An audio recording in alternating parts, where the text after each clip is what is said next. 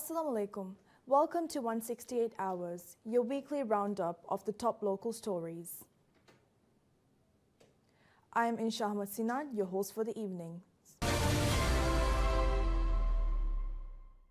According to Minister Dr. Mahmood Shaheen Ali Saeed, the Ministry of Islamic Affairs is undertaking an ambitious national development program with projects valued at more than $64.84 million underway across the country.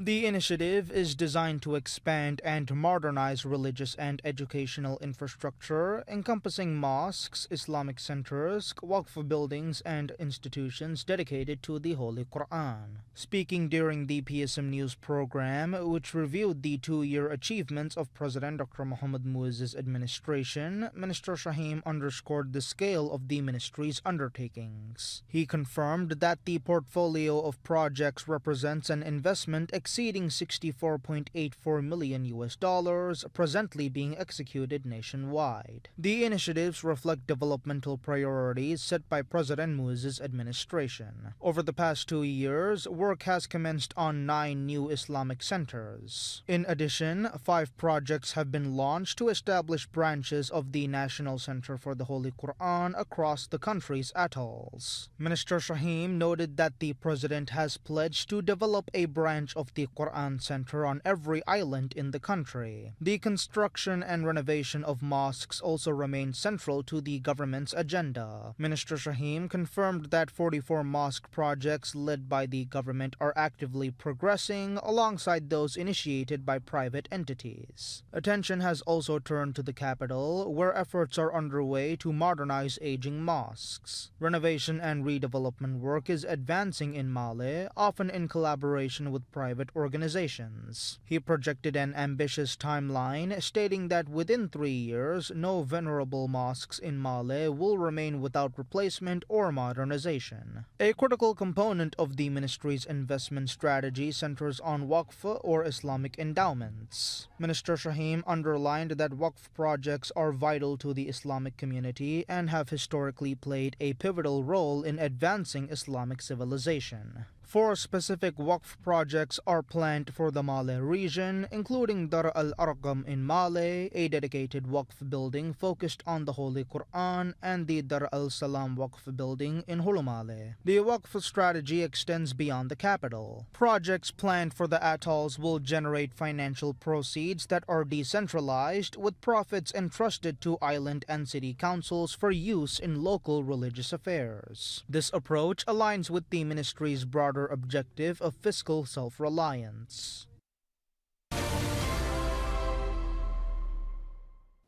Maldives' first urban primary health care centre, a pivotal initiative by the present government to bolster the public health system, officially commences operations and begins providing services.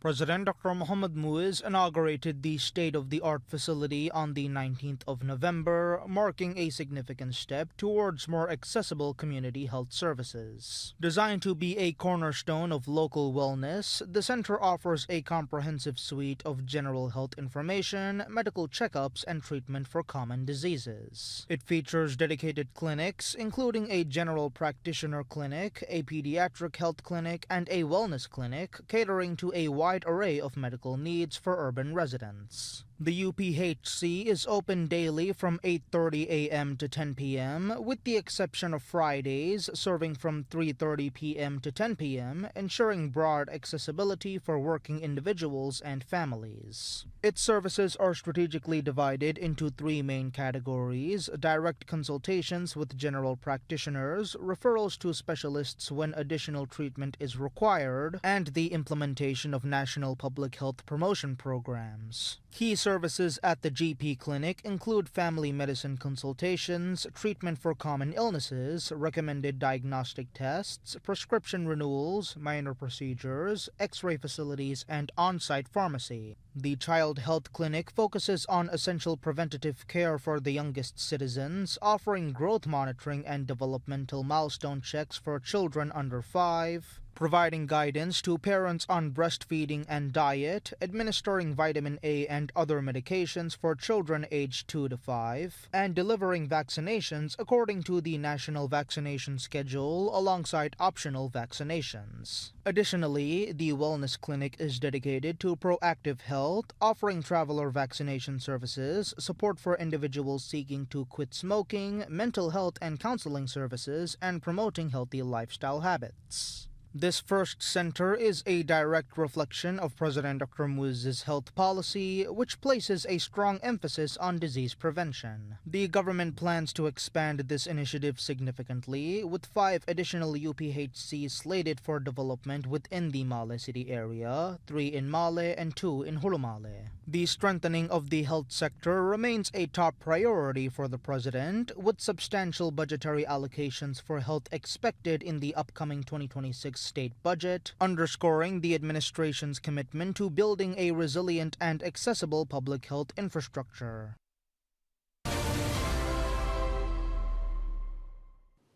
President Dr. Mohammad Muiz pays tribute to Al Sultan Al Ghazi Hassan Izzuddin, widely remembered as Don Bandareng, as the Maldives commemorates Huravi Day.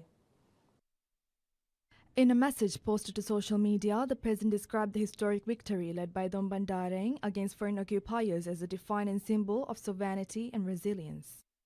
Extending greetings to citizens, President Muiz underscored the lasting significance of Don Bandareng's national jihad, noting that this year marks 281 years since the struggle that secured the nation's freedom.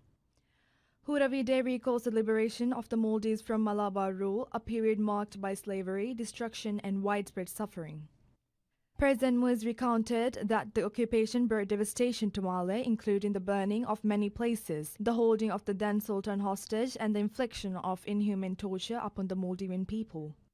The president framed the struggle as a national jihad led by Dom Hassan Manik Khan of Mulige, later renowned as Mulige Don Bandareng and formally recognized as Al Sultan Al Ghazi Hassan Izzuddin.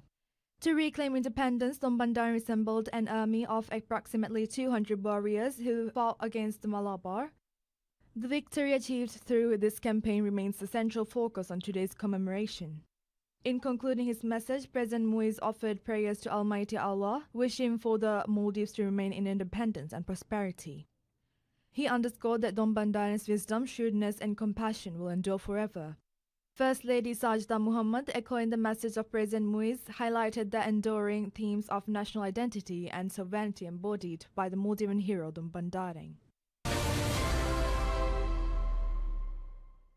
2 years into the presidency of Dr. Mohammad Muiz, the Maldives has entered what the Speaker of Parliament, Abdul Rahim Abdullah, describes as an unprecedented period of political stability in the nation's history. Speaker Abdul Rahim said President Muiz had delivered on his campaign promise to end politically motivated punitive actions and establish a climate of stability. He maintained that the political environment across the nation now permits parties to operate freely and without interference. A central claim made by the Speaker was the cessation of political arrests under the current administration. He stated that no political figure has been detained in the past 2 years, a distinction he said sets the government apart from its predecessors. He also noted that the developmental projects initiated by the previous administration have continued without interruption. The Speaker identified judicial independence as a cornerstone of the administration's stability. He argued that the national progress cannot be achieved without an equitable justice system. He noted that President Muiz has taken steps to strengthen the judiciary, ensuring that the goal of establishing justice is released. Speaker Abdul Rahim pointed to the judiciary budget as evidence of the government's prioritization of independence. He also linked the ruling party's legislative strength to its broader mandate for stability and progress. The People's National Congress, which represents the current government, secured a parliamentary supermajority with the explicit backing of the electorate, he said, in order to deliver stability and development. In light of this mandate, the Speaker affirmed that Parliament remains committed to cooperating fully with the government's initiatives aimed at achieving stability and fulfilling the aspirations of the people.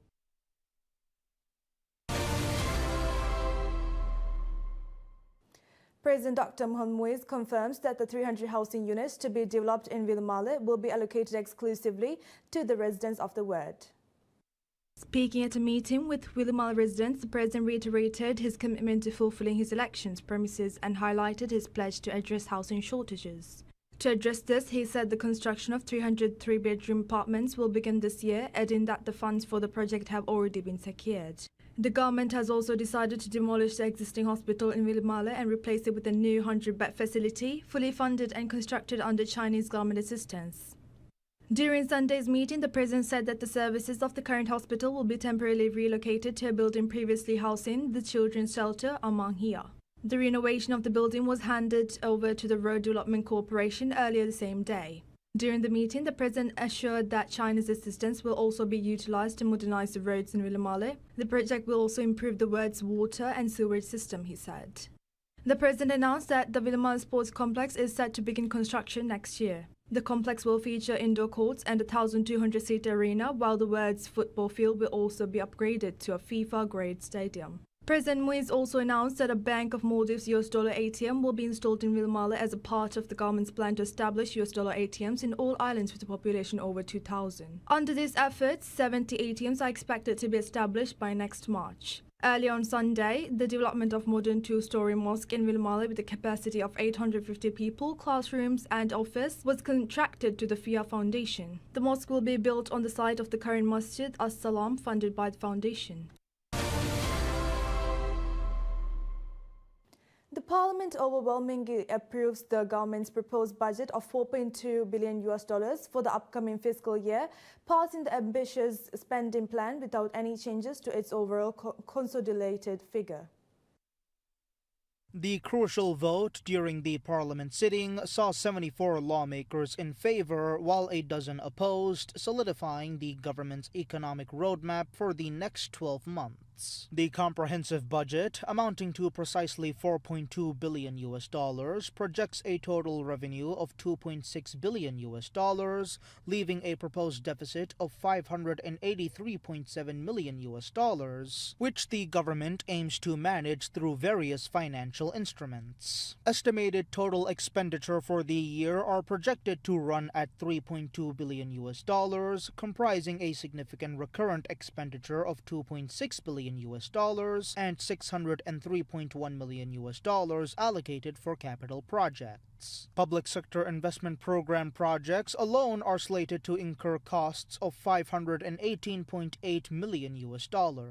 A substantial portion of the budget, $603.1 million, has been earmarked for the repayment of government securities and bonds, reflecting the government's commitment to its debt obligations. When factoring out the specific repayment costs, the operational budget effectively stands at $3.6 billion. Prior to the full parliamentary vote, the Budget Review Committee conducted extensive consultations with various state agencies and the Ministry of Finance and Planning. The committee ultimately endorsed the budget, maintaining its overall magnitude, though it did make specific recommendations. These included an increase of $226,977 from the special budget allocated to parliamentary administration to address operational needs. Additionally, the committee passed to urge the government to expedite the construction of additional office buildings, aiming to alleviate existing space constraints faced by governmental departments and significantly reduce rental costs across the public sector. Addressing concerns raised by independent institutions regarding funding to execute their legal responsibilities, the ministry provided assurances to Parliament, affirming that necessary funds would be made available through the overall budget should any institution encounter difficulties in fulfilling its legally mandated duties. The Budget Review Committee's report was thoroughly debated by lawmakers on the Parliament floor before the final vote, underscoring the legislative body's scrutiny of the nation's financial blueprint. The decisive approval marks a significant step in the implementation of the government's economic agenda for the forthcoming year. President Dr. Mohamed Muiz sets an accelerated timeline for the completion of land reclamation at Ras Maleh, the centerpiece of his administration's housing program, declaring that the project is expected to conclude by March or April 2026. Addressing residents of Male's Machangoli district, the president outlined measures to hasten progress on the vast development, which is projected to be 3 times the size of Hulumale. A significantly larger dredger, scheduled to arrive next month, will expand reclamation capacity beyond that of vessels currently engaged in Hulumale Phase 3. Work at Rasmale is already advancing across 3 separate areas. The government has cast Rasmale as the decisive intervention to resolve the long-standing housing shortage in the Male region. He added that the process of identifying and determining recipients will be finalized in tandem with the completion of reclamation, guided by established principles. To ensure the development is strategically sound, the government is seeking to appoint an international consultant to prepare the Rasmale master plan. The president said the planning work is expected to be completed by the time reclamation concludes. The administration is also moving to revive stalled reclamation projects, targeting areas where plots had been allocated under the previous government but remained unreclaimed. An additional dredger has been introduced to accelerate these efforts, beginning with Hulumale Phase 3, which the president forecasted would be completed by the end of next month. Once Phase 3 is concluded, the dredger will be redeployed to the Giravarufalu project, which he estimated would be completed within approximately 2 months. Attention has also turned to existing housing initiatives. President Muiz noted that the Housing Development Corporation is undertaking the necessary work to facilitate occupancy of flats developed in Hulumale Phase 2. He guaranteed that residents will be able to move into all towers of the new flats by the start of the upcoming academic year. Reaffirming his electoral pledges, President Muiz stressed that all individuals promised flats and plots during his campaign will receive them as committed, underscoring the government's determination to uphold its promises.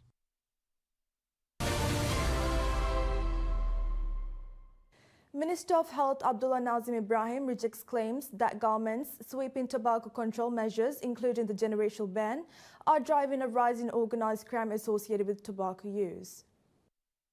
Speaking in Parliament, Minister Nazim responded to questions from Muhammad Ibrahim, Member of Parliament for North Golaru, who asked whether the government's policies were inadvertently fueling illicit activity. Minister Nazim dismissed the allegation, stressing that offenders may attempt to justify their actions by pointing to regulatory controls, but that such arguments are unfounded. The North Golaru lawmaker had observed what he described as a recent increase in organized crime linked to tobacco, pressing the minister on whether these incidents were connected to the government's measures. Minister Nazim acknowledged the challenges inherent in major policy shifts, stating, quote, "It is known to us that some changes always have some effect," unquote. Minister Nazim underlined that the generational ban is being advanced only after careful consideration of all relevant factors, with enforcement measures already underway. He stressed that the initiative is rooted in a national commitment to public health aimed at reducing the prevalence of non-communicable diseases. Addressing the burden of tobacco-related illness, he noted, remains a central priority within the government's broader health agenda. The minister explained that the strategy supporting the ban rests on raising public awareness of the risks of tobacco, educating citizens on the mindset required for successful cessation, and cultivating public interest and motivation to quit. To advance these goals, the government is using multiple platforms to disseminate information on the dangers of tobacco while expanding access to cessation services nationwide.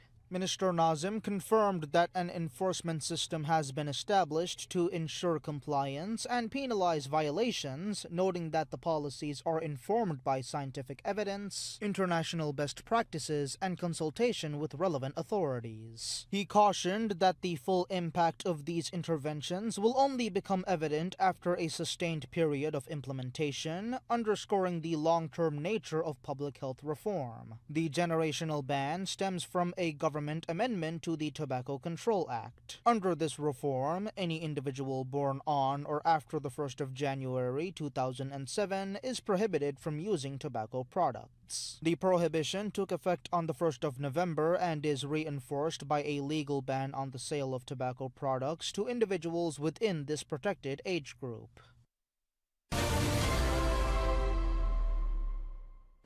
Moody's Ratings affirms the Maldives' long-term credit rating at CAA2, but dramatically shifted the outlook from its previous status of negative to stable, signaling increased confidence in the nation's efforts to stabilize its precarious fiscal situation.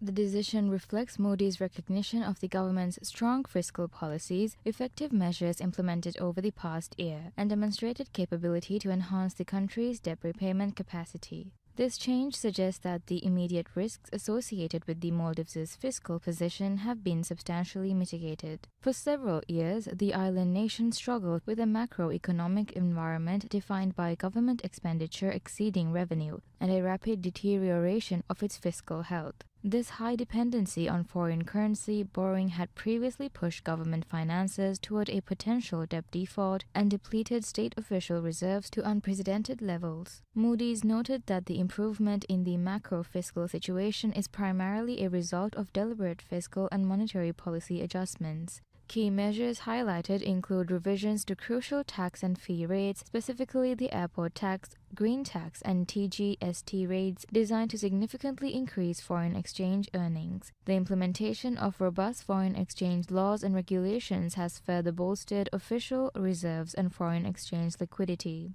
Evidence of this success is visible in the Sovereign Development Fund, SDF. While holding only $15 million last year, policy changes have increased the foreign exchange cash balance with the SDF to $126 million by 9th November 2025.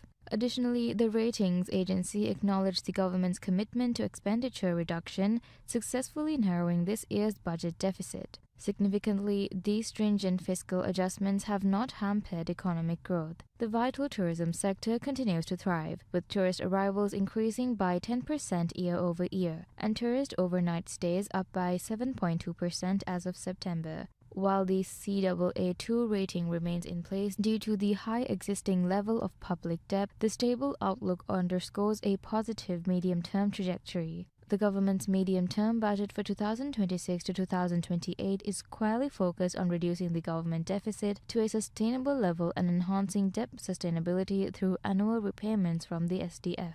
Crucially, the government has detailed plans to repay $500 million in Sukuk and other maturing debt in 2026, laying the foundation for a lower debt-to-GDP ratio. Moody's also observed a renewed trust from international partners. Despite previously facing restricted access to foreign financing, the Maldives has successfully raised required capital through reciprocal countries, demonstrating its enhanced ability to secure financing from bilateral sources, a clear indicator that the new financial policies have earned the confidence of foreign investors and governments. The government has committed to continuing its strict revenue and expenditure policies, aiming to restore comprehensive fiscal and debt sustainability while maintaining macroeconomic stability.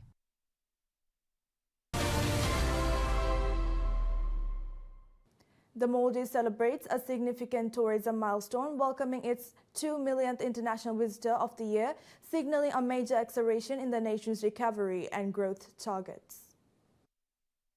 The 2 millionth tourist, identified as Bethany Sarah from United Kingdom, was warmly welcomed with a special ceremony at Valana International Airport, VIA. Sarah, who arrived in the archipelago for her honeymoon, expressed surprise and delight at the recognition, describing Maldivians as very kind and friendly people. The celebratory event was attended by Minister of Tourism and Environment Tariq Ibrahim, who lauded the achievement as a testament to the hard work across the entire sector. Minister Tariq highlighted the significant improvement compared to the previous year, noting that tourist arrivals have surged by between 9.8% and 10% this year, a growth he deemed very significant. This year's milestone underscores the rapid expansion of the Maldivian tourism industry. While the Maldives first reached 2 million tourists last year, it did so on 26 December. Achieving the same figure a full month earlier this year indicates a strong upward trajectory in the destination's appeal. Currently, the Maldives maintains a robust daily arrival rate of over 6,000 tourists, with China serving as the largest source market, contributing over 300,000 visitors to date. Minister Thorik emphasized that the continued commitment of all industry stakeholders remains critical to sustaining this record-breaking pace.